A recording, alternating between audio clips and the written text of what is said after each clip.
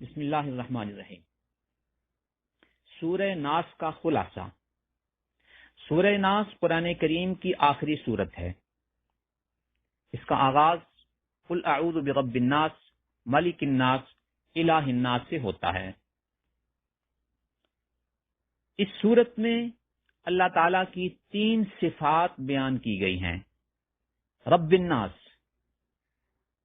ربوبیت الہی کہ اللہ تعالیٰ اس ساری کی ساری کائنات کی تربیت کرنے والے ہیں اور اس کے مربی ہیں، اس کے پالن ہار ہیں۔ مالک الناس، اس ساری کی ساری کائنات کے مالک ہیں۔ الہ الناس، اس ساری کائنات میں معبود برحق جس ایک خدا کی عبادت کی جا سکتی ہے وہ اللہ ہیں۔ اللہ کی ان 3 صفات کو ذکر کرنے کے بعد اللہ کی پناہ میں آنے کی درخواست کی گئی ہے ایک خطرناک کیفیت سے جو انسان کے اسلام اور اس کے نظریے پر حملہ آور ہوتی ہے۔ وہ کیفیت وسوسے کی کیفیت ہے۔ اسلام کا مطلوبہ عقیدہ، عمل، عبادت، اس کی بنیاد ایمان ہے۔ ایمان کی بنیاد پر انسان یہ سارے کے سارے کام کر گزرتا ہے۔ اسی لیے سورہ بقرہ کے شروع میں الذین یؤمنون بالغیب کی صفت بیان کی گئی ہے کہ اللہ کے برگزیدہ لوگ وہ ہیں جو بن دیکھے ایمان لاتے ہیں اللہ کی باتوں پر۔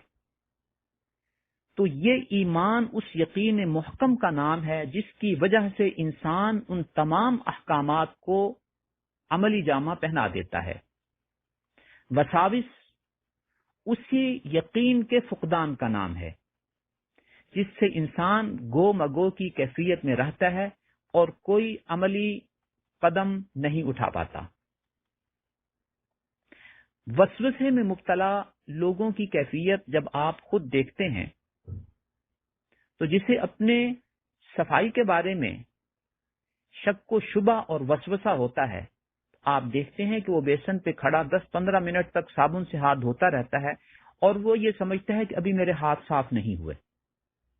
یہ وسوسے کی کیفیت ہوتی ہے۔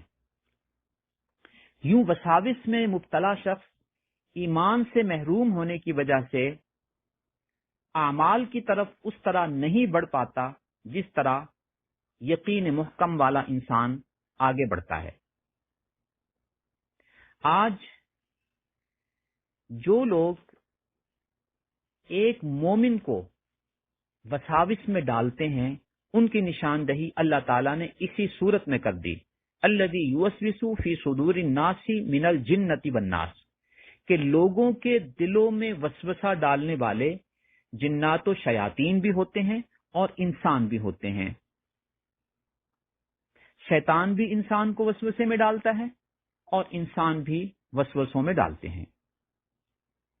آج اگر ہم دیکھیں تو اسلام دشمن اسکالرز ہوں، اسلام دشمن اینکرز ہوں، مغربی میڈیا ہو یا مغرب زدہ میڈیا ہو، غیر مسلم این جی اوز ہوں یا ان کے تنخواہ دار ہوں، ان کا مشن آپ کو اسلامی تعلیمات کے ارد گرد وساوس پھیلاتا ہوا نظر آئے گا۔ آپ دیکھیں گے کہ کوئی اللہ رب العزت کی ذات کی بابت وساوس پھیلا رہا ہے کہ ہم نے جس اللہ کو دیکھا نہیں اسے اللہ کیسے تسلیم کر لیں۔ کوئی طبقہ کلمہ اسلام کے دوسرے رکن محمد الرسول اللہ اور ان کی تعلیمات کے بارے میں شکوک و شبہات اور وساوس پھیلا رہا ہے اور آپ کی تعلیمات پر مسلمانوں کے یقین و ایمان کو کمزور کرنے میں مصروف ہے۔ کوئی قرآن فہمی کے نام پر قرآنی تعلیمات کی منمانی تشریح کر کے اصل قرآنی مفہوم کی بابت وساوس پھیلا رہا ہے۔ کوئی اسلامی عبادات کی بابت وساوس پھیلانے میں مصروف ہے۔ کوئی مرنے کے بعد کی زندگی جس کا تعلق قبر سے ہو یا قیامت کے بعد کی زندگی سے ہو، اس کی بابت شکوک و شبہات اور وساوس پھیلانے میں مصروف ہے۔ کوئی اللہ رب العزت سے مانگی جانے والی دعاؤں کا مذاق اڑا کر دعاؤں کی بابت شکوک و شبہات اور وساوس پھیلا رہا ہے، کوئی مادیت کے عنوان سے روحانی زندگی کی بابت وساوس پھیلانے میں مصروف ہے، اور یہ وساوس پھیلانے والے تمام طبقات آپ کو باہم متحد اور متفق نظر آئیں گے۔ اس طرح کے تمام وساوس شکوک پر مبنی تحریروں کو پھیلا کر ایک دوسرے کی معاونت کرتے ہیں، وہ ایسی گفتگو کو پھیلا کر ایک دوسرے کے مشن کی تکمیل کر رہے ہیں، ایسی پوسٹوں کو فارورڈ کر کے اسی مشن کو آگے بڑھا رہے ہیں۔ الغرض اللہ کے رسول، صحابہ کرام، امہات المؤمنین، اسلامی تاریخ، قرآن کریم، احادیث شریفہ، شرعی احکامات ان لوگوں کا تختہ مشق ہیں۔ اب کون اس مشن میں ان کا معاون ہے، یہ صورتحال آپ کے سامنے ہے۔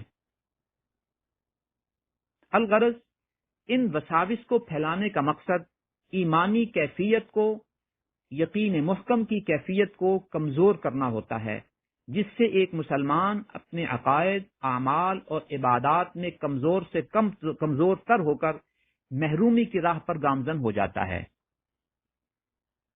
اس سورہ ناس میں اللہ رب العزت کی ان 3 صفات کا واسطہ دے کر اور ان 3 صفات کو ذکر کر کے وساوس سے اللہ کی پناہ میں آنے کی درخواست کی گئی ہے اور دعا مانگی گئی ہے کہ اے اللہ، ہم کمزور ہیں، ہم اپنے ایمان کی حفاظت کے لیے ان وساوس کی شر سے تیری پناہ میں آتے ہیں۔